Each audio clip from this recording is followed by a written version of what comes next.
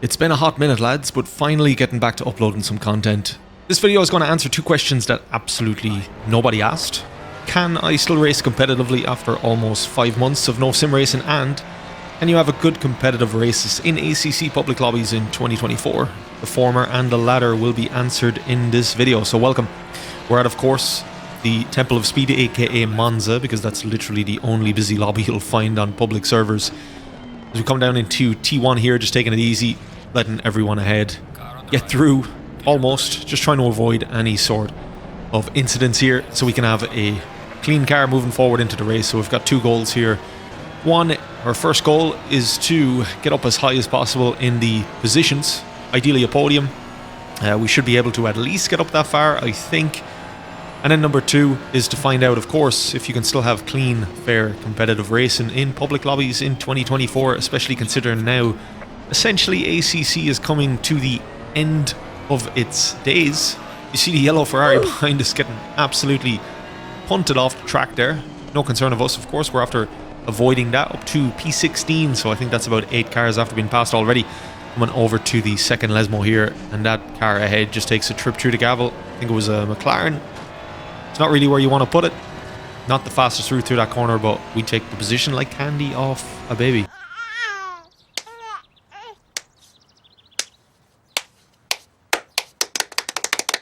But welcome back to the video, guys, or welcome back to the channel, I should say. It's been a long time. A couple of new subs since we last uploaded as well, so welcome to everyone.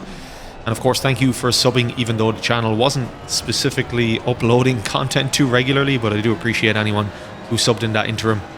Well, I hope you enjoy this content. So the format of these videos essentially is to just talk over and explain the races as I go through them. So I'll try to keep it concise. As we're on the outside of the Aston here, coming into the last corner. Give him space on the inside. Plenty of space. We still get a tap. But he actually rights us and then he waits for us. So that was fair play to him. Good man.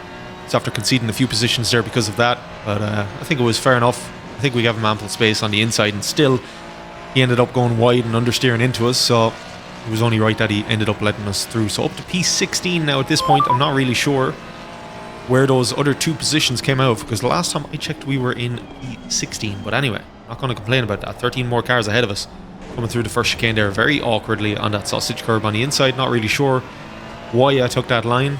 But anyway, super excited for Asetek Corsa Abo at this point. After seeing some of the screenshots, some of the gameplay of it, it looks absolutely awesome.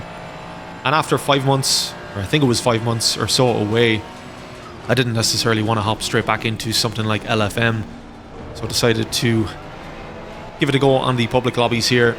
As you know, even if you're not racing competitively, you can still have fun on these. See here the two cars ahead, pretty fair racing. McLaren, or not the McLaren, that's a Ferrari, concedes to the Porsche. Just trying to give people space here. And what I realized when I was racing in these public lobbies, it's a very important thing when you're racing against people that you're just unaware of. You're not sure who they are, you don't know where they're racing from, is to just give them space, just be patient with it. You can be less so in formats like LFM, where you become familiar with who you race with and you begin to realize who's who and how they race generally. But in public lobbies, generally just giving people more space than they might need is probably the best way forward if you want to have a decent race. So coming down to 16 minutes left, end of the second lap. P12 at this point, looking at the two cars ahead, pretty close. And there are two cars off in the side as well, so this Mac is going to join the track, rejoin, and end up joining pretty much our group here as we try to get the slip from the BMW. Speed of these BMWs on the straight. So we have a setup here from Freedolf. I'll screenshot the channel on the video here on top of it, but I'd highly recommend it in terms of setups, free setups that you can get for ACC. I tend to use these setups when it comes to the Ferrari 296 specifically, and I always find they, from the get-go, adding at least a second onto my lap time once I get used to the setup. Of course, setups are, you know, they're pretty... It's going to differ per person how you want the car, but generally I find Freedolf setups absolutely fantastic. So shout out to Freedolf for putting those together for us for absolutely free. Porsche just outbrakes itself there. I think he doesn't really outbrake himself, to be honest. I think we were just overly cautious looking at the BMW ahead. But he concedes We ended up getting through there. Actually, we don't. I just realized he's right on the inside of us. So he gets back through there. Where the hell did he come out of? I'm just watching this back, of course, commenting over this video. You can see here super tight racing between everyone.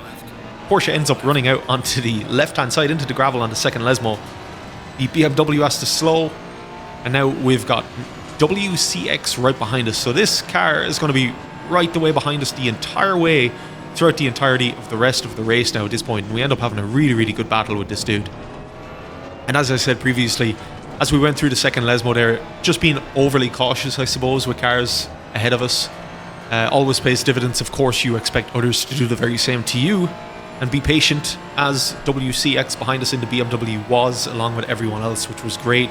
We happened to come across a pretty decent lobby here, I think. So now what we need to do is get that 3.4 second gap down to P7, because of course he's in close proximity to P5 and P6. So that's going to be the goal here over the next lap or two. So let's skip forward to that when we come up to those guys. Alrighty, so me and the car behind the BM are behind are right on the back of P3, 4 and 5 here now at this stage. As you can see, Ferrari gets absolutely punted off into the first chicane. Actually, we've got a replay here for you if you want to see it for the first time. Classic down the inside that becomes a bit messy as they take the second one. Any initial comments? I mean, I don't know. It's unfortunate. So that's a position, and actually, I think it was about 2 laps before there was a car that was also punted off into T1, which we got by. That's why we're in P6 now. Actually, that Ferrari's after going straight back through, I'm pretty sure, into P3. So car number 2. But well, let's focus on this McLaren for now. Goes defensive towards the second chicane. Actually squeezes us out here quite bad. So we do need to get on the brakes a little bit early. We're looking to get the undercut here on him on the exit. Doesn't exactly happen like that. So we stick behind for now coming into the Lesmos. So at this point, a best lap from us at a 48.8. So a pretty slow race, actually. I think there was a car on the outside there. Yes, there was. So we're up to P5. And you know what? That's generally how you make up positions in public lobbies. At least until you reach the top 4 or 5 in the field. You generally just have people go off or get into accidents. We've got this BMW super tight behind us now. And we want to be careful here not to outbrake ourselves. We need to give this Mac a space. We're not really in a position to overtake at that point. So we do just concede. And of course the car behind us concedes also, which is great. We get a run here. We're looking to come down into the last corner here and stick to the inside and hopefully not affect our run onto the front straight too much, because of course what I guess the Maka is predicting here is that he can simply get the run on us on the straight once he gets around there. And WCX in the car 22 to BMW right behind him now. So what I'm cautious of here, and what you should always be cautious of in Monza, is who is going to outbrake themselves into T1, because there's always someone. So I'm going to keep an eye on the rear view mirror here. You can see that both cars are playing ball here, so that's good.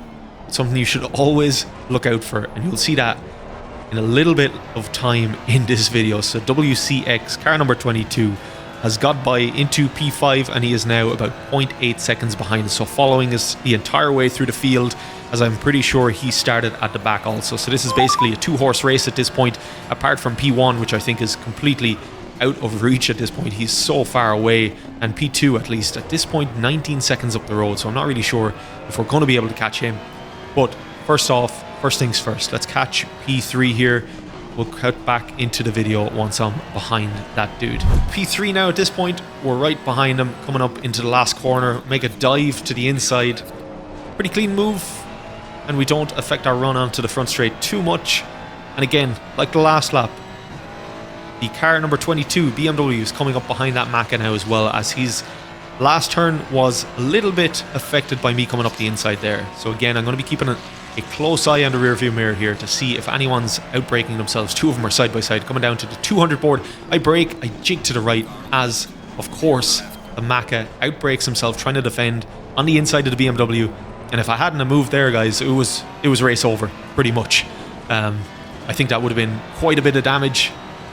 And of course, no fault of the BMW, and the Maka just runs straight through the chicane and goes on up the road. So he's 1.7 up the road. Let's just say he got a little bit of advantage from that, leaving the track and gaining an advantage. If I can have the FIA look at that, please. that would be fantastic, as I don't think that's necessarily the correct thing to do when you go off a T1. But anyway, the goal now again is to catch up, which we are doing at a fine rate, 1.2 seconds now. We're gaining about a tenth every corner, 10th or 2 every corner, I think. Coming through the second Lesmo, just trying to get a good run here and get back up to that Maka and try pass it again. His run is compromised up the back straight here. Not the greatest exit from him, and we're after pulling a tiny little bit of a gap to car 22 behind. So really and truly, it's P3 here that we're looking for. So this is probably the last car that we're going to be able to overtake in this specific race. So let's see how we get it done, because at this point, it was 2 days ago I think I did this race, and I really cannot remember how I passed his dude. So let's just see what happens here as we come up behind him. Of course, looking for the toe. He's going to go defensive. Let's see if we can stick it around the outside. So he gives us ample space. If we can outbrake, sticking to the inside. So this tells me now we're going to have that BMW right on our ass the whole way down the front straight. So let's see what happens here. So we get a decent exit. This setup is good on the straights as well. Very little wing on the car, so we have a good top end on the car. Maka begins to squeeze us over to the right. I'm looking for a little bit of a bump here off the BMW, which he does. Gives us right before the 200 board, just in time. Stick it to the inside. Don't outbrake ourselves. Actually, the Maka doesn't either. He goes quite deep into the corner, but he does keep it on the black stuff.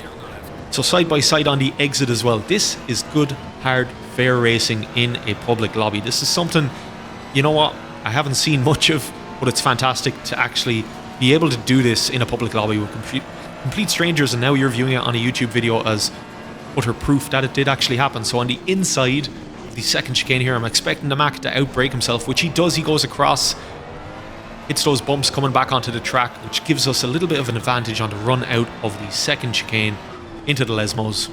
And that's actually P2 now, because I've no idea what happened to P2 that was like 19 seconds up the road, but I guess he's after retiring in some aspect, because we're now P2, so that's fantastic. But there's no way in the 5 minutes 50 seconds we have left that we're going to catch P1. So we eventually crossed the line in P2 with car 22, the BMW, ending up 4.2 seconds behind in P3. To the initial questions to be answered in this video: can I still race competitively? Well, possibly, but I'll let you be the judge of that. And can you have good races in ACC public lobbies? Well, yes. How often that will happen though, I cannot say for sure. We may just have to try this again to see if there's a different outcome. I hope you enjoyed the race. If you did, I think you may really enjoy this race video showing up on your screen right now. Thanks for watching, and I'll see you in the next video.